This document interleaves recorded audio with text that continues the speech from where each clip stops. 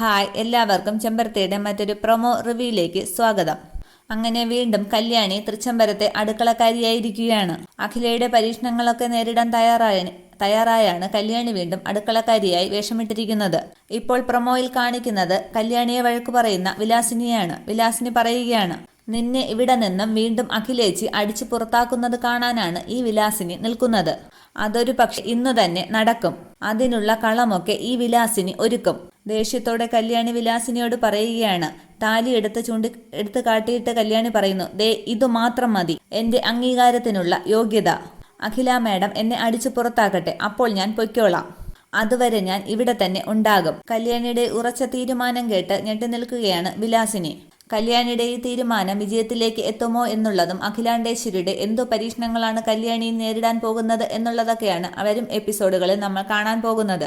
ഏത് അഗ്നിപരീക്ഷയും ഞാൻ ജയിക്കും എന്ന വിശ്വാസത്തോടെയാണ് കല്യാണി വീണ്ടും തൃച്ചംബരത്തെ അടുക്കളക്കാരിയായി നിൽക്കുന്നത്. ഇത്രയുമാണ് ഇന്നത്തെ പ്രൊമോ. Okay, thank